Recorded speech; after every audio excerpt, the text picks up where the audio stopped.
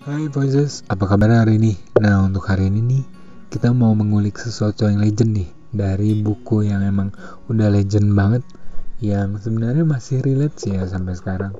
Jadi, bukunya Robert Kiyosaki, Rich Dad and Poor Dad. Nah, dimana buku ini kayak nyeritain kalau alasan kenapa yang kaya bisa makin kaya, dan yang miskin bisa semakin miskin. Dan banyak orang kelas menengah kayak kejebak sama utang karena jumlah uang yang mereka miliki ya segitu-gitu aja. Nah, lewat buku ini nih, Om Obet so kenal banget ya.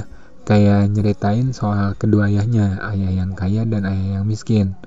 Nah, dimana pandangannya ini berbeda kalau ngomongin soal uang. Nah, di sini dia kayak punya satu pembelajaran yang penting banget, dimana nih jadi banyak acuan buat kayak pembelajaran marketing di kampus-kampus, pembelajaran entrepreneurship, yaitu cash flow quadrant, dimana di sini ada namanya EBSI, bukan BSI ya. Kalau itu mah iklan, kuliah BSI aja. Nah, jadi EBSI ini adalah kayak grafik yang berisi kayak 4 jenis orang nih, yang kayak memulai sih, yang kayak mendulang uang lewat apa yang mereka kerjakan. 1. Employee, jadi karyawan gitu ya. Kayak gimana ya ngomongnya ya, jadi kayak punya pekerjaan gitu, tapi ngomongnya gimana ya, kayak waktunya dihabiskan untuk mencari uang. Nah, gitu lah ya ngomong kerennya. Lalu ada self-employed. Nah, ini juga kayak wira swasta sendiri nih, atau kayak misalnya buka online shop sendiri. Ini juga kayak bekerja, waktunya digunakan untuk mencari uang. Nah, kalau business owner biasanya punya sistem dimana teman-teman punya karyawan yang mencari uang, sedangkan kalau investor adalah uang yang digunakan untuk mencari uang. Nah, jadi teman-teman bisa punya pendapatan pasif. Susah banget jelasinnya. Nah, jadi kenapa financial literasi itu penting? Banyak orang kaya nih yang kayak hidupnya berakhir tragis karena gak punya financial literasi yang baik. Nah, jadi kayak bisa kayak temen-temen nih kayak bikin aturan sederhana nih, bisa bedain mana aset dan kewajiban. Jadi terus membeli banyak aset. Aset ini sesuatu yang bisa kayak dibuat jadi uang dengan mudah gitu, bisa bawa uang masuk ke saku kita juga, yang kayak properti gitu yang dijual harganya makin mahal, tanah yang dijual makin mahal, dan juga kayak perusahaan berkembang gitu yang nilainya semakin lama semakin mahal gitu. Nah, ini aturan sederhana yang dilakukan oleh orang kaya yang nggak dilakukan oleh orang miskin. Nah, orang kaya biasanya bukan kerja untuk uang, karena orang kerja yang kayak kelas menengah itu pasti kan ngumpulin harta benda yang mereka pikirin kayak aset, rumah, tanah, kendaraan gitu. Sedangkan orang kaya itu kerja untuk ngumpulin aset yang kayak sesuatu emang nilainya jauh lebih gitu, yang kayak propertinya emang kayak misalnya kayak propertinya, kalau tadi rumah, kalau ini misalnya rumah yang lebih besar untuk dijadikan kos-kosan, tanah yang lebih besar untuk kayak disewakan gitu menjadi lahan pembangunan kayak gedung ataupun kos-kosan, ataupun mungkin untuk orang berjualan gitu.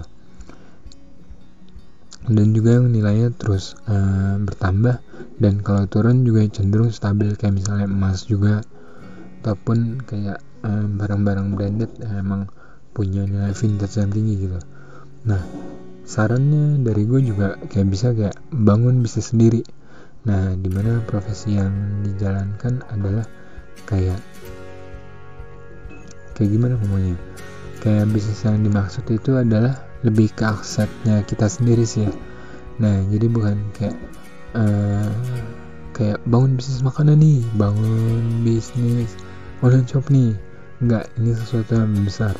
Karena kayak ketika teman-teman mulai ngebangun bisnis dengan cara ngumpulin aset, nah dimana nih teman-teman kayak misalnya kayak ngumpulin real estate atau properti gitu, jadi bisa untuk disewakan lagi, gak cuma sekedar untuk tempat tinggal, tapi juga untuk bisa kayak jadi lahan uang juga. Nah, selain itu juga pelajari soal pajak dan kekuatan perusahaan, SWOT nih, strength, weakness, opportunity, dan threats-nya juga. Jadi teman-teman wajib banget tahu. Biasanya kayak orang-orang yang makin miskin itu dibandingin sama orang yang makin kaya adalah perbedaan soal pengenaan pajak, dimana kalau bekerja di perusahaan saat gaji dibayar, komponen pertama yang dipotong adalah pajak, sedangkan bagi orang kaya pemilik perusahaan, pajak baru dipotong setelah dikurangi pengeluaran perusahaan. Nah, jadi kenapa orang kaya membayar pajak lebih kecil dibandingin orang kelas menengah? Pasti teman-teman kayak, wow, ternyata gitu tuh.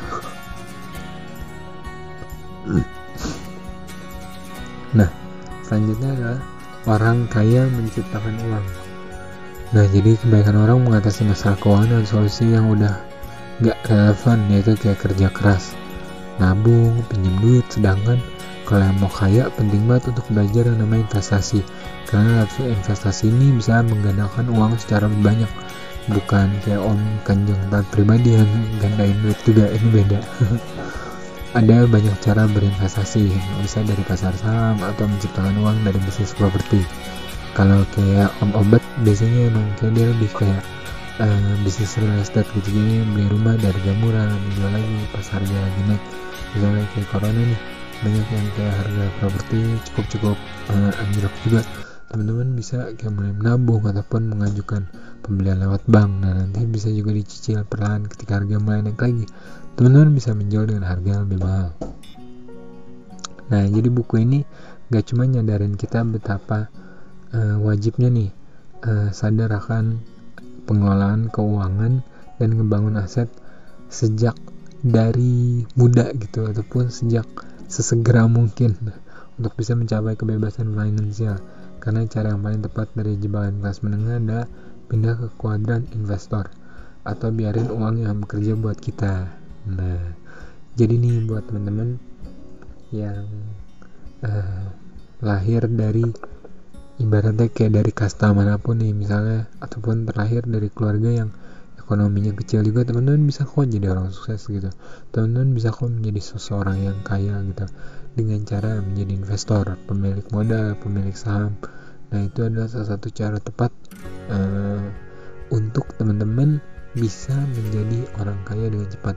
Nah, tapi juga jangan gegabah, teman-teman wajib banget cari tahu sebanyak mungkin peluang bisnisnya, dan juga apa sih ancamannya, apa sih kelebihan kekuatan dari sesuatu yang teman-teman ingin kerjakan, mau itu beli atau investasi properti, mau itu beli atau investasi saham.